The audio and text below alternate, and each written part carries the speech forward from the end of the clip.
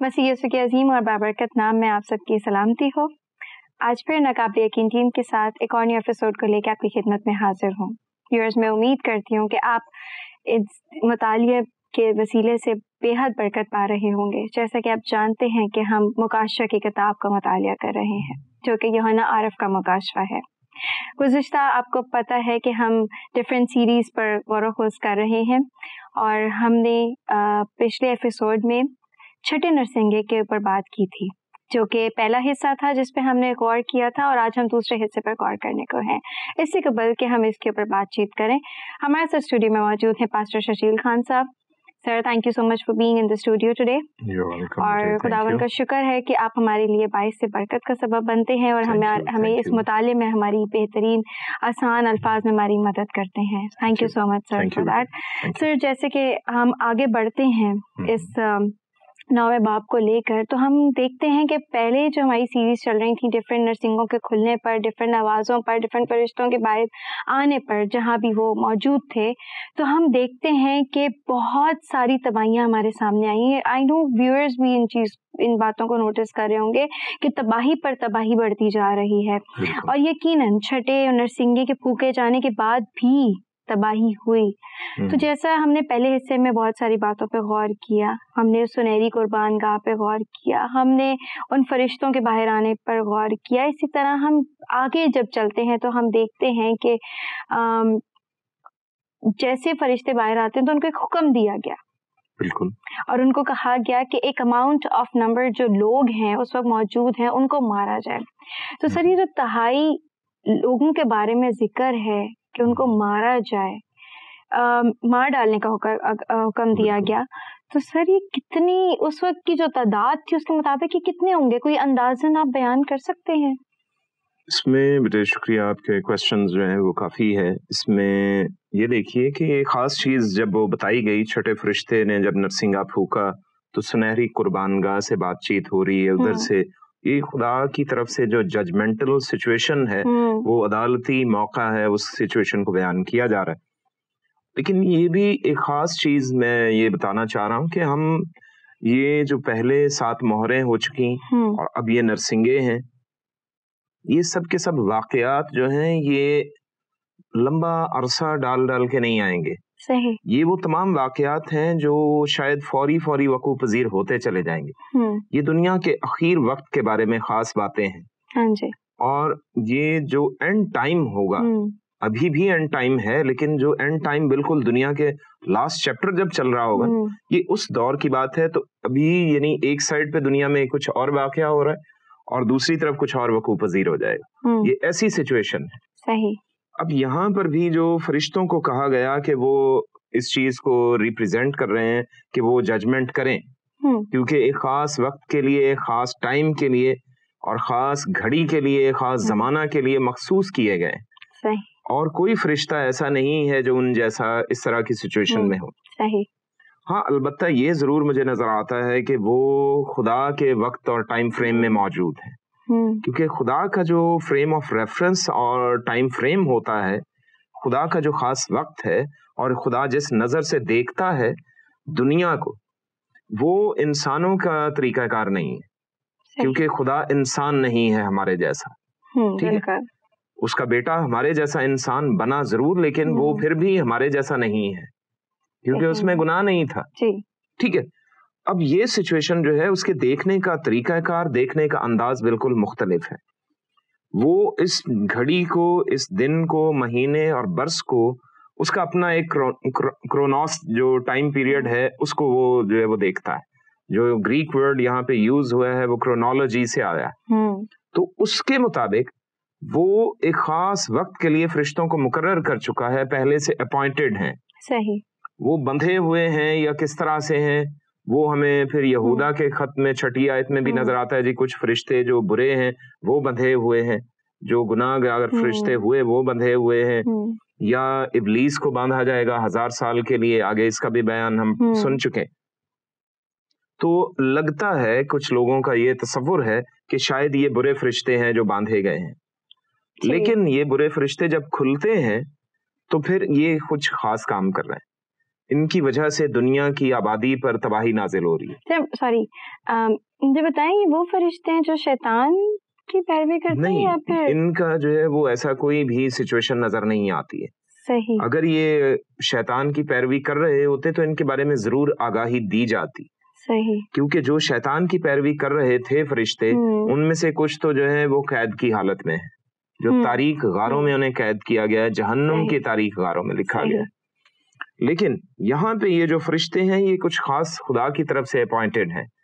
وہ دریائے فرات کیونکہ مشرق کا ایریا ہے, ایسٹ میں آتا ہے ٹوٹلی, تو اس سائڈ پر جو ہے وہ بندھے ہیں.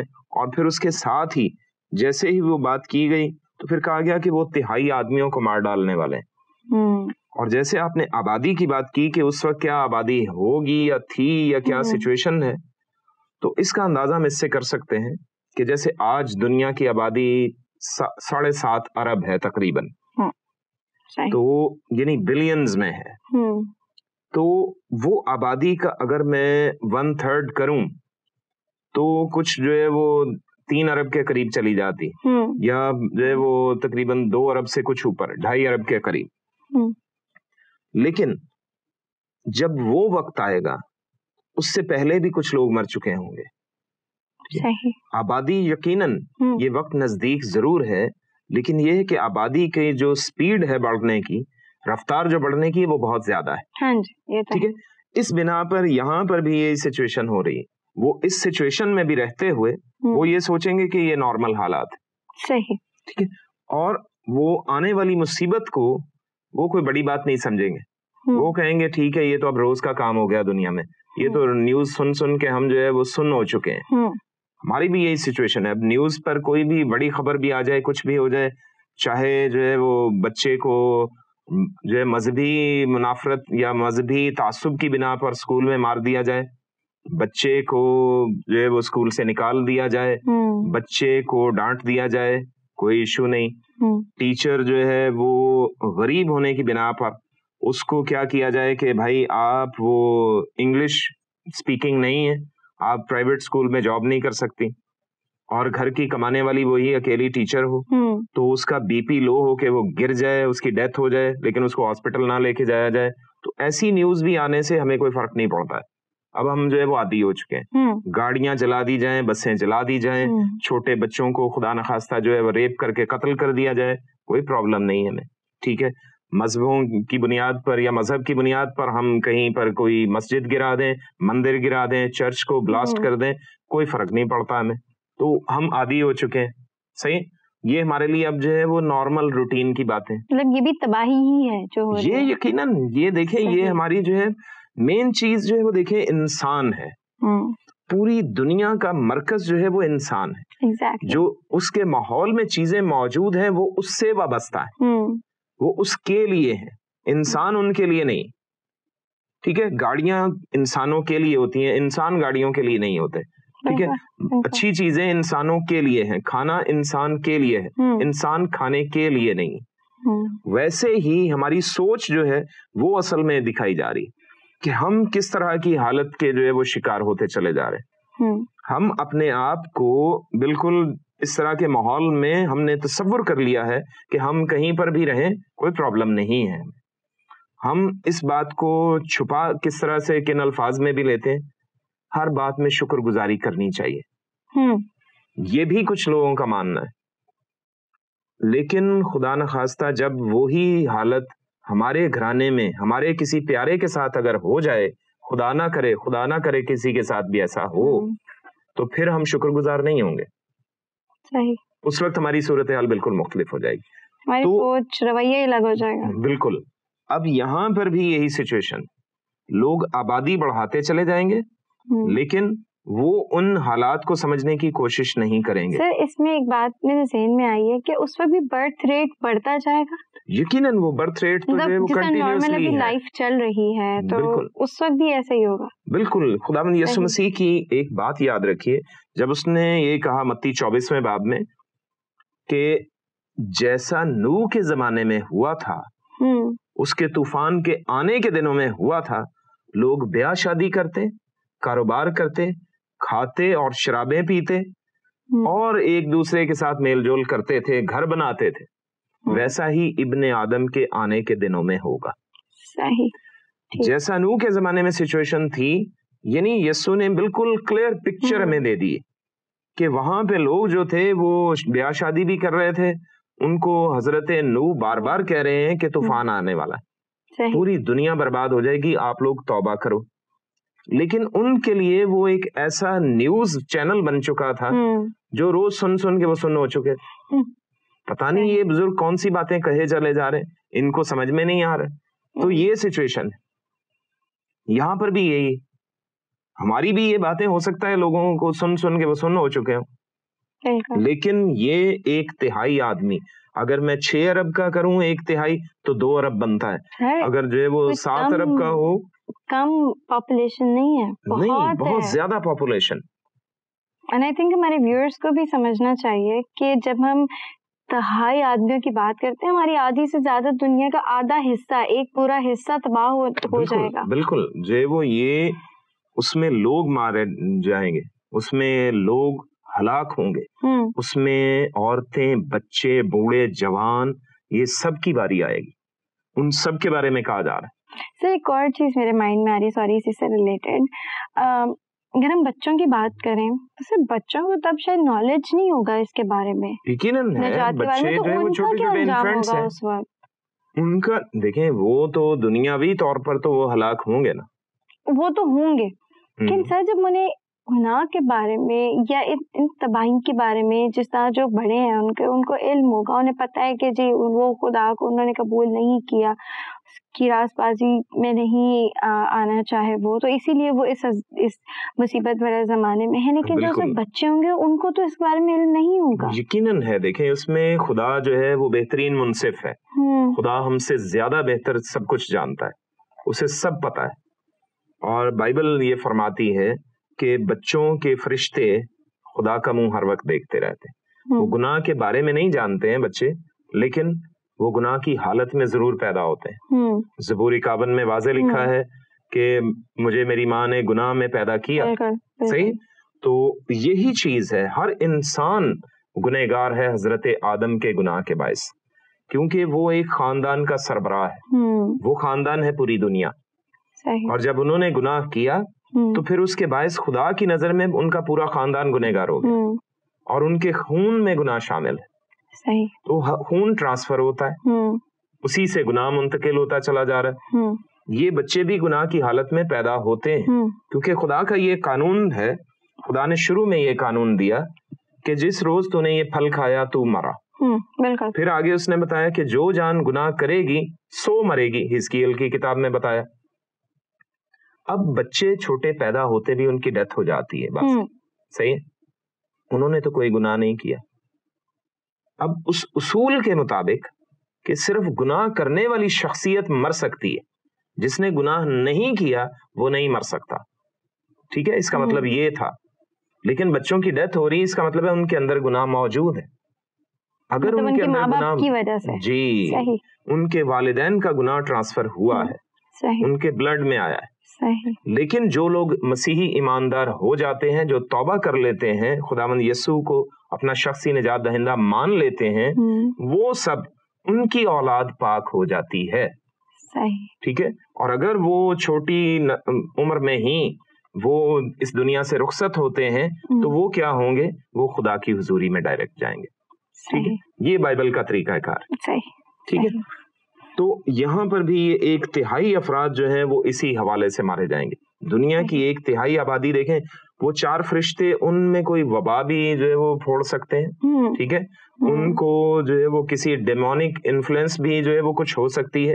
بدروہیں بھی کسی جو ہے وہ طرح سے ان میں حلول کر سکتی ہیں, یا جانوروں میں بدروہیں آ جائیں, جانور اٹھ کے مارنا شروع کر دیں لوگوں کو, جیسے ہم پیچھے مکاشفہ 9ویں باب میں 5ویں نرسنگے میں دیکھ چکے ہیں. وہ ٹنڈیوں کی سی صورت کی تھے جو ہے وہ. تو یہ ساری سچویشن یہاں پر نظر آ رہی کہ, اور اس کے بعد جو مجھے سچویشن آگے نظر آتی کہ یہ لوگ کیسے مارے جائیں گے. ان کے فوراً بعد بتایا گیا, اور فوجوں کا شمار وہ 20 کروڑ تھا. 20 کروڑ سپاہی, جی 20 کروڑ تعداد ہونا کیا کوئی ہم دنیا میں دیکھتے ہیں کہ کہیں بھی 20 کروڑ کی تعداد میں سپاہی موجود ہوں. ہمارے پاکستان میں تو ایسا ہو نہیں سکتا. ہمارے ملک کی تو آبادی جو ہے وہ 20 کروڑ ہے ٹوٹل. تو ہمارے پاس تو ہو نہیں سکتی. تو آپ کی نظر میں کیا خیال ہے کہ ایسی کوئی جگہ ہے جہاں پہ 20 کروڑ سپاہی جو ہے وہ انڈیا کی آبادی 1.25 ارب ہے. 1 ارب یعنی 125 کروڑ ہے. ٹھیک ہے, ہمارے یہاں 22 کروڑ ہے ٹوٹل, تو ان کی آبادی جو ہے 125 کروڑ ہے. 125 جی, لیکن ان کے پاس بھی فوج کی تعداد اتنی نہیں ہے. ٹھیک, اس سے زیادہ آبادی والا ملک ایک ہی ہے چائنا. ان کی آبادی 1 ارب 50 کروڑ ہے. ٹھیک ہے, یعنی 150 کروڑ ان کی آبادی. ان کی اس وقت فوج کی تعداد وہ پورے 20 کروڑ ہے. چائنا جی, چائنا کی فوج اس وقت پوری دنیا میں سب سے زیادہ ہے, کسی ملک کی آبادی کے برابر ہے. اگر وہ ایک ملک کو بھر دیں تو وہ پوری فوج سے بھی بھر سکتے ہیں. وہ اتنا بڑا, مطلب ہمارے پورے ملک میں تو پوری فوج ہی آ جائے گی. فوج ہی آ سکتی ہے. یعنی ان کا جو ہے وہ ایک بندے کو جو ہے وہ ان کا ایک فوجی مارنے کے لیے بھیجیں تو وہ ایک بندے کے لیے ہو سکتا ہے. یعنی ایک مثال ہے. لیکن یہ وہ وقت ہے جس میں یہ دیکھ رہا ہوں کہ یہ صرف کسی ایک ملک کی فوج کا مسئلہ نہیں ہوگا. اب جیسے یونائٹڈ نیشن کسی خاص جو ہے وہ مشن کے لیے ملکوں کی یا قوموں کی وہ فوجوں کو بلاتے ہیں, تو وہ اگر کوئی بڑا مشن ان کے سامنے ہو تو پھر وہ بہت سے فوجوں کو اکٹھا کر سکتے ہیں. صحیح. اب یہاں پہ یہ وہ دور ہے جب مخالف مسیح کا دور ہے. تو مخالف مسیح ایک پوری دنیا پر حکمران شخصیت ہے. وہ پوری دنیا کی تمام فوجیں اس کے کنٹرول میں ہوں گی. تو اب وہ فوجوں کو اکٹھا کر کے وہ کسی ملک کی فوج کو بھی اکٹھا کر سکتا ہے یا مختلف ممالک کی افواج میں سے ملا کر 20 کروڑ کر سکتا ہے. اور وہ دریائے فرات کی طرف جا کے تو جو ہے وہ یہ حملہ کرنے والا ہے. مینز یہ کہ یہ جو فوج ہے, سپاہی جن کا ذکر کیا گیا ہے, یہ اینٹی کرائسٹ کی طرف سے ہوگا. بالکل, یہ ڈیفینیٹلی اینٹی کرائسٹ کی طرف سے ہوگا. مخالف مسیح اس میں شامل ہے. کیونکہ وہ تو پہلی مہر سے اس کا کام شروع ہو چکا ہے. جب مصیبت کے 7 سالہ دور کا آغاز ہوتا ہے تو مخالف مسیح کے کام کا آغاز ہو چکا ہے. بے شک وہ ایک یعنی ظاہر اسٹیج پہ ظاہر ہونے والی شخصیت وہ اسی وقت ہوگی, لیکن اس کا سیٹ اپ تو پہلے سے چل رہا ہے. صحیح. پوری دنیا میں مختلف نظام چل رہا ہے. اب آپ جو ہے وہ دیکھیے کہ لوگ گوگل پر ایک دوسرے کو آسانی سے سرچ کر سکتے ہیں, یوٹیوب پہ سرچ کر سکتے ہیں, سوشل میڈیا بہت سا ہے, فیس بک ہے, ٹویٹر ہے, اسکائپ ہے, یہ سارے سوشل میڈیاز ہیں. یہ تمام جو یہ میڈیاز ہیں, آخر کار وہ وقت آئے گا کہ ان پر ایک شخص کنٹرول کرے گا. یہ سارے کے سارے ابھی مختلف لوگوں کے ہاتھ میں ہیں, لیکن وہ سارے کے سارے جو ہے بظاہر وہ شریف ہی لوگ ہیں. ان کو جنگ و جدل کی ضرورت نہیں ہے, وہ لڑنا نہیں چاہتے, وہ صرف بزنس کر رہے ہیں تاکہ زیادہ ارننگ کریں یا اپنے بزنس کو پھیلائیں. یہ مین ان کی سوچ ہے. ان کا پیسہ کمانا مین مقصد بعض لوگوں کا نہیں ہوتا. ان کا مقصد صرف یہ ہوتا ہے کہ لوگ جو ہیں وہ اس میں انوالومنٹ زیادہ ہو یا ان کا انفلوئنس لوگوں پر تاثر یا اثر جو ہے وہ بڑھ جائے. اب وہ جو ہے وہ اتنے بڑے فوجی سسٹم کے سامنے ان کی کوئی حیثیت نہیں. وہ ان کے انڈر کنٹرول ہوں گے. یہ پورے کا پورا سوشل میڈیا, بلکہ پورا جو ہے الیکٹرانک میڈیا, پرنٹ میڈیا اور جتنا بھی میڈیا کی اقسام ہوں گی وہ سب کے سب اس کے اینٹی کرائسٹ کے کنٹرول میں ہوں گی. وہ ان کو کنٹرول کرے گا, وہ جیسے کہے گا ویسے کیا جائے گا. تو اس لیے یہ لوگوں کو مارنے کا اختیار جو ہے وہ فوجوں کو وہ دے گا اور وہ ان کو بھیجے گا دریائے فرات کی طرف سے. ٹیکنیکلی کھیلے گا وہ. ڈیفینیٹلی. دیکھیں جو ہے وہ دنیا کا سب سے بڑا سیاسی رہنما ہوگا. جو ہمارے ہیں بگیسٹ پولیٹیکل لیڈر. ہمارے دنیا کے جتنے بھی پولیٹیکل لیڈرز ہیں, بڑے بڑے نام بھی کیوں نہ ہوں, وہ سب کے سب وہ اس کے آگے جو ہے وہ جھکنے پر مجبور ہوں گے. وہ ایسا سسٹم سیٹ کر لے گا کہ لوگ خود بخود اس کے آگے جھکیں گے, اس سے ڈریں گے پیچھے, کیونکہ آگے وہ بتایا جا رہا ہے کہ لوگ اس سے ڈریں گے. کیونکہ دیکھیں وہ زبردستی جب لوگوں پر حملہ کرے گا, عام عوام کو وہ مارنا شروع کر دے گا, تو لوگ تو ڈریں گے. فوج اس کی زیادہ ہوتی چلی جائے گی اور جو دنیا کے ملکوں کی فوجیں ہوں گی وہ اس سے کم ہوں گی, وہ ان پر قابض ہوتا چلا جائے گا. تو خود بخود جس تیزی سے وہ بڑھے گا وہ ایسے جیسے کوئی پانی میں آپ کوئی رنگ ڈال دیں تو وہ تیزی سے پھیلنا شروع ہو جائے. یہ اس طرح کی سچویشن ہوتی چلی جائے گی, تو وہ پھر لوگوں کو مار ڈالنے کا اختیار اپنی فوج کو دے گا. تو سر مطلب یہ ان لوگوں کو مارے گا جن کے بارے میں اسے پتا ہوگا کہ یہ ہیں جنہوں نے مسیح کو قبول کیا ہے. آئی تھنک یہ ان لوگوں کو تو نہیں مارے گا جو جنہوں نے اب تک قبول نہیں کیا. یہ ایک جنرل نظریہ ہے. صحیح, ٹھیک ہے, یہ ایک عام نظریہ ہے. وہ ان لوگوں کو بھی مارے گا جو مسیحی ہوں گے, اس وقت وہ کلیسیا نہیں کہلائیں گے. سر جیسے کہ ہم دیکھتے ہیں, آئی تھنک ہمارے ویورز کے ذہن میں بھی یہ بات آ رہی ہوگی کہ ہم نے ڈفرینٹ جیسے فلمز وہ دیکھی ہیں, دا ریپچر, ڈفرینٹ ایسی کرسچنس ہیں موویز جس کے اندر بتایا گیا ہے ان ٹائمس کے بارے میں, تو ہم اس میں دیکھتے ہیں کہ وہ صرف ان کو مارتا ہے اینٹی کرائسٹ جو کہ مسیح کے پیروکار ہوتے ہیں, نہ کہ جو جنرلی اس وقت موجود ہوتے ہیں لوگ جو اپنی گناہ میں ہی زندگی گزار رہے ہوتے ہیں. وہ بات یہ ہے, دیکھیں یہ سوچنے والی بات ہے. یہ صرف ایک جس نے مووی بنا دی اس کا اپنا جو ہے وہ سوچنے کا انداز تھا, اس نے اس طرح سے. صحیح. ایکچولی جو بھی مخالف مسیح کے برخلاف کھڑا ہوگا, ہو سکتا ہے کہ کوئی مذہب کسی کو بھی نہ مانتا ہو, وہ دہریہ ہو, ایتھیسٹ ہو, اور وہ کہے جی مجھے آپ کا سسٹم پسند نہیں.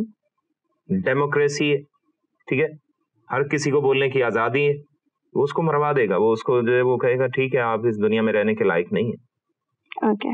جو میری بات مانے گا صرف وہی زندہ رہے گا. صحیح, ٹھیک ہے. کیونکہ یہ جو چھٹا نرسنگا ہے اس کا تعلق جو ہے وہ یہ بہت وسیع ہے. یہ آگے 10ویں باب میں اور 11ویں باب کے جو ہے مڈل تک جو ہے وہ چھٹا نرسنگا چلے گا.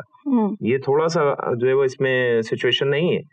لوگوں کو مار ڈالنے کے لیے فوج کا ایسا سیٹ اپ وہ چلائے گا کہ لوگ اس سے خود بخود ڈرنا شروع ہو جائیں گے. لوگوں کے گھروں سے سامان تک وہ ہو سکتا ہے نکلوا لیں, ان کے کھانے پینے کی چیزیں وہ اپنے پاس سٹور کروائے گا. ٹھیک ہے. لوگوں کو جو ہے وہ جب زبردستی رات میں فرض کیجئے کہ 20 افراد فوج کے چلے جائیں یا ہتھیار بند 20 افراد جو ہے کسی گھر پہ حملہ کر دیں, 5 افراد بھی ہوں تو لوگ ان سے ڈریں گے ہی نا, جن کے پاس گنز ہیں. صحیح, ان سے سب ڈریں گے, تو وہ ان سے سامان نکلوا کے وہ اپنے پاس سٹور کر لیں گے.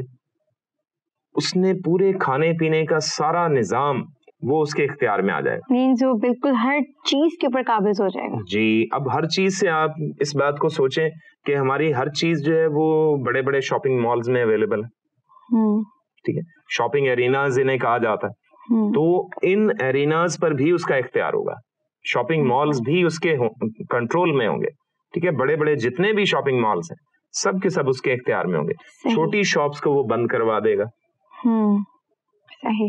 کیوں؟ کیونکہ یہاں پہ ساری جو شاپنگ ہوتی ہے وہ الیکٹرانک سسٹم کے تحت ہوتی ہے شاپنگ مالز میں.